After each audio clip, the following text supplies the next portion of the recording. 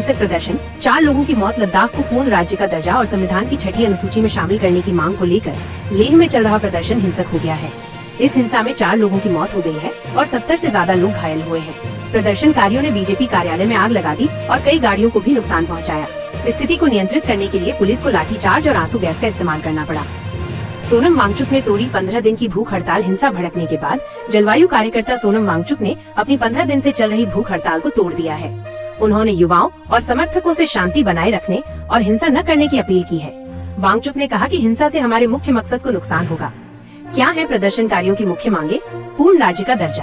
प्रदर्शनकारी चाहते हैं कि लद्दाख को केंद्र शासित प्रदेश के बजाय पूर्ण राज्य का दर्जा दिया जाए। 6ठी अनुसूची में शामिल करना। वे चाहते हैं कि लद्दाख को संविधान की 6ठी अनुसूची में शामिल किया जाए ताकि यहाँ की भूमि, संस्कृति और पहचान को सुरक्षा मिल सके। 2 लोकसभा सीटें।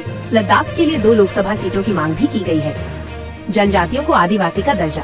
लद्दाख की जनजातियों को आदिवासी का दर्जा देने की मांग भी प्रमुख है। लद्दाख में पिछले 5 सालों से पूर्ण राज्य का दर्जा और 6ठी अनुसूची में शामिल करने की मांग को लेकर लोगों में गहरा असंतोष व्याप्त है। हाल ही में छात्रों के एक बड़े प्रदर्शन ने हिंसक रूप धारण कर लिया, जिसके परिणाम स्वरूप सुरक्षा बलों के वाहनों को आग लगाई गई और कई सरकारी इमारतों को निशाना बनाया गया। प्रमुख मांगे और पृष्ठभूमि। ये आंदोलन 5 अगस्त 2019 को अनुच्छेद 370 हटाए जाने और जम्मू कश्मीर को 2 केंद्र शासित प्रदेशों में विभाजित करने के बाद से लगातार जोर पकड़ रहा है। लद्दाख के लोगों की मुख्य मांगे इस प्रकार है। पूर्ण राज्य का दर्जा। लद्दाख को एक केंद्र शासित प्रदेश के बजाय पूर्ण राज्य का दर्जा दिया जाए जिसमें अपनी विधायिका हो। वर्तमान में लद्दाख एक विधायिका रहित केंद्र शासित प्रदेश है, जहां उपराज्यपाल और मुख्य सचिव द्वारा ही सभी निर्णय लिए जाते हैं, जिससे स्थानीय जनप्रतिनिधियों की शक्ति कम हो गई है। संविधान की 6ठी अनुसूची में शामिल करना।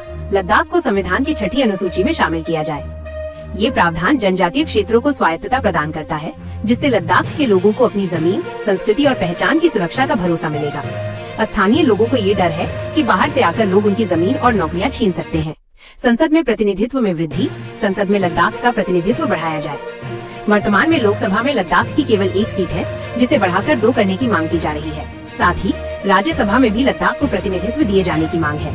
विरोध प्रदर्शन और भूख हड़ताल। यह आंदोलन अब सड़कों पर उतर आया है, जिसमें छात्र संगठन प्रमुख भूमिका निभा रहे हैं। इस आंदोलन का समर्थन पर्यावरणविद सोनम वांगचुक भी कर रहे हैं, जो पिछले 15 दिनों से 30 अन्य लोगों के साथ भूख हड़ताल पर है। उन्होंने 2 अक्टूबर तक इस हड़ताल को जारी रखने की घोषणा की है।